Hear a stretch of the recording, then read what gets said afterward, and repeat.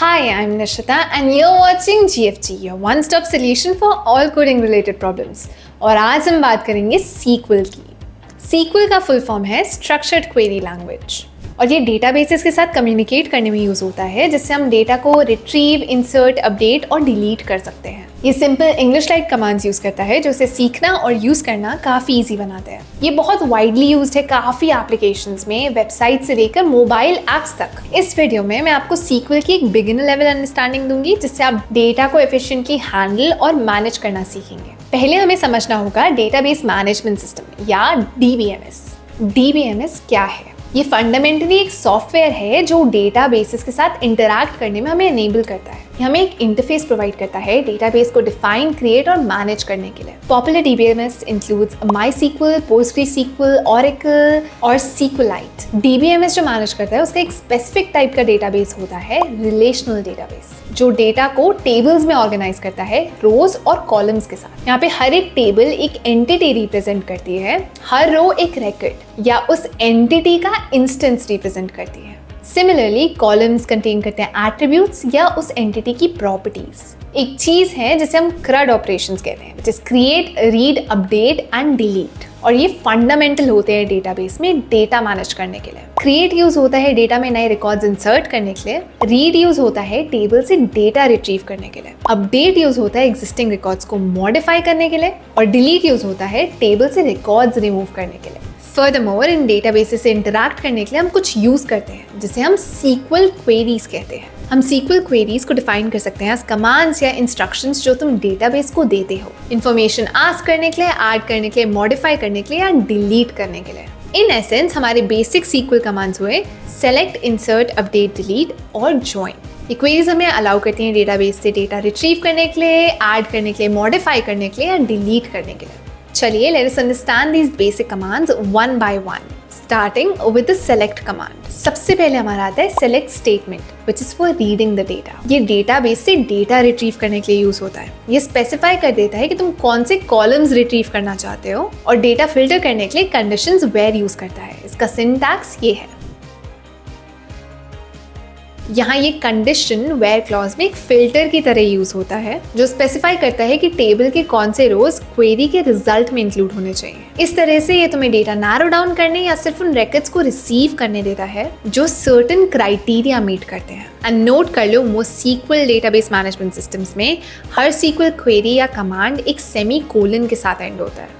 Next we have insert statement, जो table में new records add करने के लिए यूज होता है, जिसमें हम न्यू रो में हर कॉलम के लिए वैल्यू स्पेसिफाई करते हैं, जिसका syntax is as shown. Next we have update statement, जो एग्जिस्टिंग रिकॉर्ड्स को टेबल में मॉडिफाई करने के लिए यूज होता है। ये हमें सर्टेन कंडीशंस के बेसिस पर स्पेसिफिक कॉलम्स की वैल्यू चेंज करने देता है, जिसका syntax is as given. Then we have the delete statement to remove data. Table से रिकॉर्ड रिमूव करने के लिए यूज होता है स्पेसिफाइड कंडीशन के बेसिस पर, जिसका syntax is as given. Then we have the join statement, जो कंबाइनिंग टेबल्स के लिए यूज होती है। लास्ट में हमारे पास एक join statement है, जो ज्यादा टेबल के रोज को कंबाइन करने के लिए यूज होता है based on one column that they have in common, एक related column between them. There are multiple types of join, inner, left, right, full join, but basic syntax join का is as given. Join syntax में table 1 and table 2 उन tables के नाम हैं जिन्हें हम join कर रहे हैं, and column name उस common column का नाम है जिसके basis पर हमने इन tables को join किया है। Join यूज करके तुम different tables को combine कर सकते हो और relational database से meaningful information को extract कर सकते हो। Now we're gonna go on the SQL concepts, the advanced stuff. अब हम चलते हैं SQL concepts पे, starting with data types, which is what kind of data can we store. Well, SQL में हर कॉलम में एक डेटा होता है जो डिफाइन करता है कि वो किस टाइप का डेटा स्टोर कर सकता है। कॉमन डेटा टाइप्स हुए हमारे इंटीजर, varchar, date और boolean types. Then we have constraints, which is rules for data integrity. Similar to them, we have constraints, जो rules होते हैं जो tables पर define होते हैं डेटा इंटेग्रिटी मेंटेन करने के लिए। कॉमन कंस्ट्रेंट्स है प्राइमरी की, जो इंश्योर करता है uniqueness of columns value, foreign की जो रेफरेंशियल इंटेग्रिटी मेंटेन करता है दो टेबल्स के बीच में, नॉट नल जो इंश्योर करता है कि कॉलम में कोई वैल्यू होनी चाहिए and it should not be null, unique जो इंश्योर करता है कि सिर्फ यूनिक वैल्यूज होनी चाहिए कॉलम में। अगर तुम अंडरस्टैंड करना चाहते हो all the types of keys in DBMS, You can keep on watching the video. तुम रेफर कर सकते हो to this video. Next we have indexes, जो database objects होते हैं जो data retrieval को speed up करने के लिए यूज होते हैं। ये डेटाबेस सिस्टम्स को अलाउ करते हैं to find and access data more quickly, specially for larger tables. And जैसे तुम ऑलरेडी जानते हो, स्पीड इज एवरीथिंग जब बात आती है डेटाबेस मैनेजमेंट की, क्योंकि किसी भी डेटाबेस को एक certain set of functions perform करने होते हैं। इसमें सबसे कॉमन फंक्शंस होते हैं हमारे एग्रीगेट फंक्शंस, विच इज हमारे मैथमेटिकल ऑपरेशंस, जैसे सम, काउंट, एवरेज, मिन, मैक्स, जो कैलकुलेशंस परफॉर्म करते हैं सर्टेन सेट ऑफ डेटा पे और एक सिंगल रिजल्ट देते हैं। Now when we talk about grouping the data, यहाँ ग्रुप बाय क्लॉज यूज होता है एग्रीगेट फंक्शंस के साथ डेटा को ग्रुप करने के लिए based on a specified column. ये टिपिकली यूज होता है फॉर फंक्शंस जैसे सम या काउंट के कॉम्बिनेशन में समरी रिजल्ट जनरेट करने के लिए। सैम्पल सिंटैक्स आपके अंडरस्टैंडिंग के लिए इज ऑन द स्क्रीन। यहाँ पे सेलेक्ट स्पेसिफाई करेगा कॉलम में जो रिजल्ट रिट्रीव होना चाहिए। कॉलम 1 वो कॉलम है जिससे तुम ग्रुप करना चाहते हो। ये टेबल का कोई भी कॉलम हो सकता है। सम कॉलम 2 एक एग्रीगेट फंक्शन सम को कैलकुलेट करता है फॉर कॉलम 2, जहां वो आपको कॉलम 2 में सारी वैल्यूज का सम लाके दे देगा हर ग्रुप के लिए। टेबल नेम इस टेबल का नाम जिससे तुम क्वेरी कर रहे हो। एक चीज जो तुम्हें याद रखनी चाहिए वो ये है कि तुम ग्रुप बाय क्लॉज यूज कर सकते हो। सेलेक्ट स्टेटमेंट में आइदर ग्रुपिंग के लिए यूज होने वाले कॉलम्स इंक्लूड होने चाहिए या एग्रीगेट फंक्शंस जो वैल्यूज कैलकुलेट करने के लिए यूज होते हैं within each group. Next up we have एक और clause which is called order by, जो रिजल्ट को सॉर्ट करने के लिए यूज होता है असेंडिंग या डिसेंडिंग ऑर्डर में based on one or more columns. और जब ये एग्रीगेट फंक्शन काउंट के साथ कंबाइन होता है, ये हमें रिजल्ट सॉर्ट करने देता है based on count of occurrence for a specific value या number of rows return for each group. The example syntax is on your screen.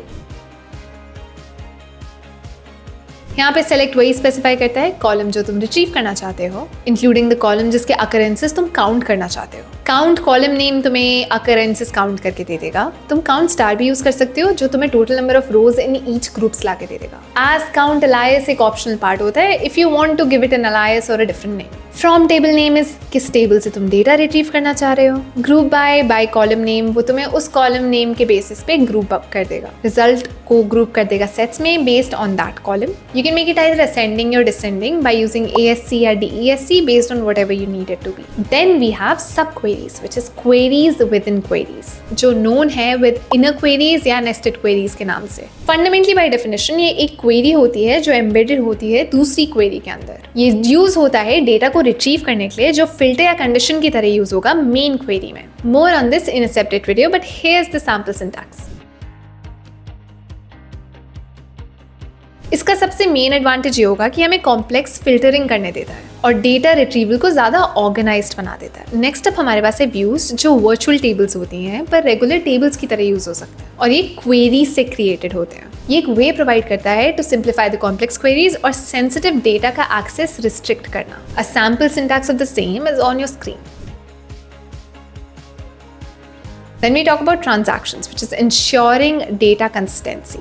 Sequence है वन और मोर ऑपरेशंस का जिसे हम सिंगल यूनिट की तरह ट्रीट करते हैं। इसका पर्पस ये होता है कि इंश्योर करे कि सीरीज ऑफ जितना भी ट्रांजैक्शन है वो या तो सारे सक्सीड करें या सारे के सारे फेल करें। ये बहुत इंपॉर्टेंट है क्योंकि हमारा डेटा इंटेग्रिटी और डेटा कंसिस्टेंसी मेंटेन करने में हमारी हेल्प करता है। इस प्रॉपर्टी ऑफ ट्रांजैक्शन को हम ऑफन एसिड प्रॉपर्टी के नाम से जानते हैं, which is atomicity, consistency, isolation and durability के लिए। Furthermore, transactions have significant impact on reliability and correctness of database operations. The sample syntax of the same in SQL is shown on your screen.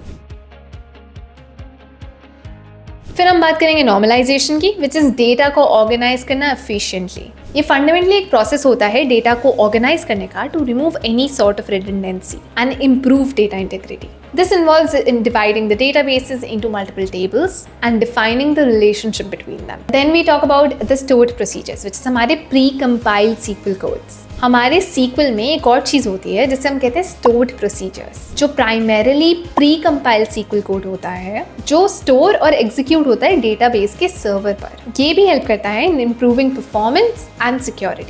Lastly, we have the concept of triggers, जो database objects होते हैं जो automatically execute होते हैं in response to specific events, जैसे data modification, thereby ensuring data consistency and data integrity. The syntax for the same is on the screen.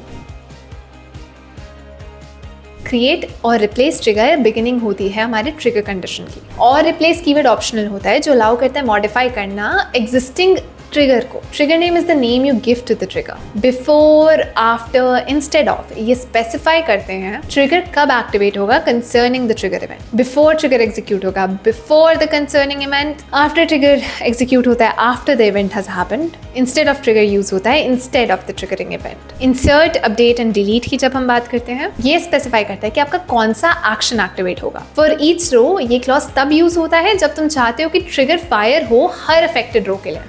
ये usually use होता है लो लेवल ट्रिगर्स में या बिगिन और and में। और बिगिन और एंड बॉडी है ट्रिगर की, जहाँ तुम सीक्वल स्टेटमेंट्स लिखते हो जो एग्जीक्यूट होनी चाहिए जब ट्रिगर एक्टिवेट होता है। आई होप ये वीडियो आपके लिए हेल्पफुल रहा हो एंड किसी वैल्यू का रहा हो and you have some idea about the basics after watching this video. If you like this video, smash the like button, comment us what more concepts you'd like for us to cover, and share it with your friends who you think need this video. Also, don't forget to hit the bell icon so that you can see anytime I post another video. Till then, hustle hard.